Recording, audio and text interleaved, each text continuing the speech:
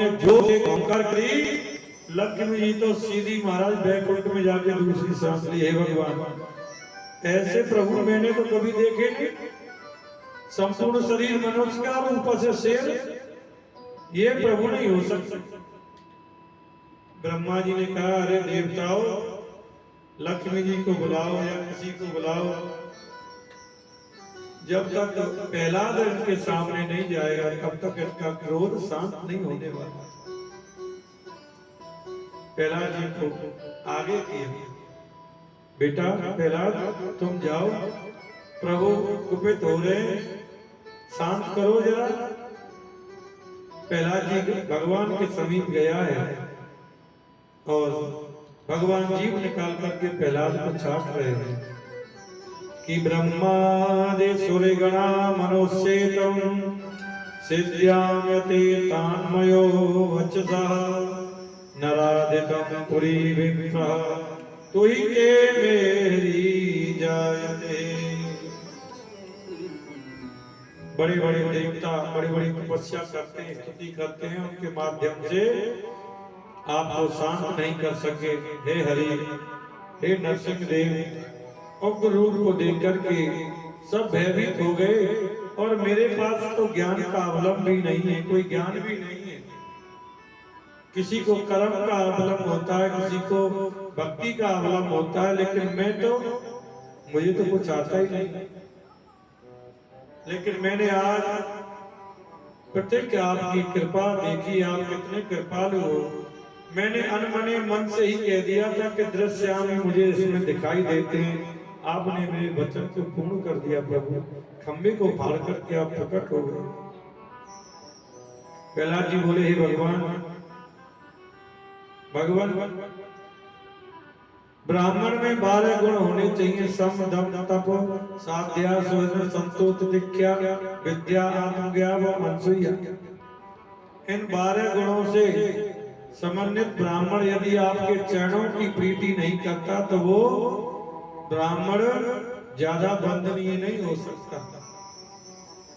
और आपने एक सौम्य जाति में जन्म लेने वाले, राक्षस जाति में जन्म लेने वाले उस बच्चे की बात को रखकर जन्म लिया, राक्षस कुल में जन्म दिया, और इतना प्रेम आप मुझसे करते हो।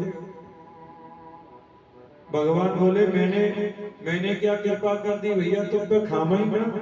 प्रहलाद जी बोले, तो बताइए कि राज प्रभम ईशान तमो अचे तेजता सुरेति कुले क्वात्मनि कंपा। प्रहलाद जी ने कहा, कहाँ रजोगुण से उत्पन्न तमोगुणी प्रवृत्ति वाला या मेरा परिवार और एक आसुरी वृत्ति का मनुष्य कहाँ, और आपकी ऐसी दिव्य अनुकंपा।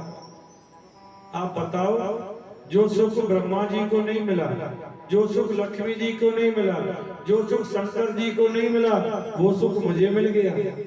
भगवान ने कहा, क्या सुख मिल गया भैया तुझे? बोले, एक बात बताओ, आपने कभी गोदी में बिठा के लक्ष्मी जी को ऐसे लड़ाया है? बोले, मां याद नहीं है कभी लड़ाया हो। अरे कभी गोदी में बिठा करके ब्रह्मा जी के साथ ऐसे लड़ाया है तुमने? बोले, नहीं याद नहीं है। शंकर जी को कभी गोदी में बिठा करके ऐसे किया क्या तुमने? बोले, नहीं याद नहीं है। तो वो कृपा तुमने मुझे ऊपर कर दी, एक छोटे से बच्चे के ऊपर कृपा कर दी। भगवान ने कहा, एक बात बता, सब लोग डर के भाग गए, लक्ष्मी जी भी भाग गई, तुम्हें डर नहीं लगता मुझसे? ब्रह्मा जी, प्रहलाद जी कहते हैं, भगवान मुझे आपसे डर नहीं लगता। आप तो नाटक करते हो, मुझे पता है। आप तो इतने कोमल हो, इतने कोमल हो कि मक्खन से भी ज्यादा कोमल हो, ऊपर से नाटक करते हो आप। मुझे आपसे डर नहीं लगता, मुझे संसार से डर लगता है। जब ये भाव मन में आ जाता है तो गोविंद प्रकट हो जाते हैं महाराज।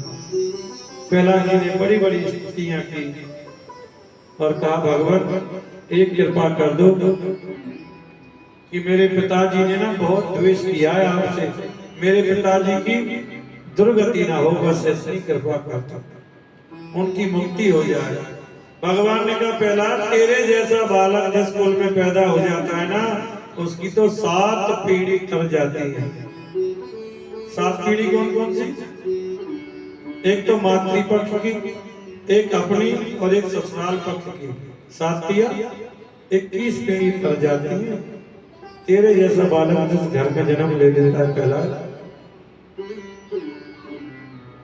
भगवान ने कहा पहला कुछ वर मांग ले, कुछ तो मांग ले। पहला जी बोले मैं क्या मांगू, मुझे लोभ मत दीजिए। ये लोभ देकर के जो तुम जीव को फंसा लेते हो, वो कहते हैं मुक्ति चाहता है तो ले मुक्ति, मेरा पीछा छोड़। भक्ति चाहता है तो ले भक्ति, मेरा पीछा छोड़। धन चाहता है तो धन दे देता हूँ, नहीं चल मेरा पीछा छूटा। और जो कुछ नहीं मांगता ना, उसे तो मैं अपने आप को दे देता हूँ।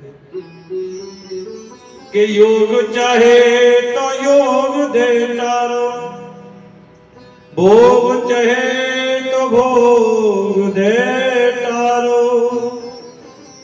मुक्ति चाहे तो मुक्ति दे डारो, और भक्ति तो लेने न देने कचे करो, बाको न ठारो जाए।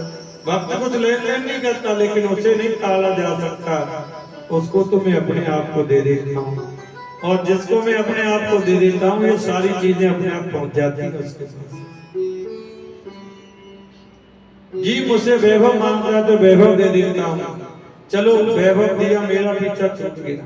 ऐश्वर्य मांगता है, ऐश्वर्य दे देता हूँ, मेरा पीछा छूटा। प्रहलाद जी बोले मुझे कुछ नहीं चाहिए भगवान, मुझे तो सिर्फ आप चाहिए, मुझे लोभ मत दीजिए।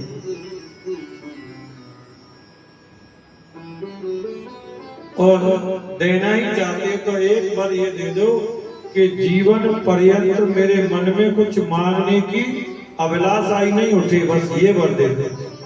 आपसे कुछ मुझे मांगना ना पड़े बस।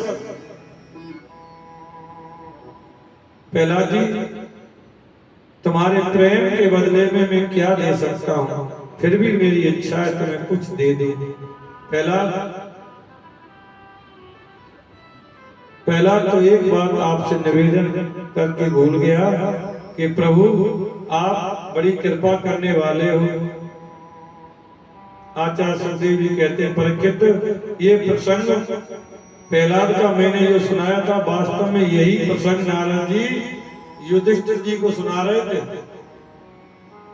इन समस्त प्रसंगों का मूल उद्देश्य क्या है? शास्त्र कहते हैं घर छोड़कर बन जाने की जरूरत नहीं है,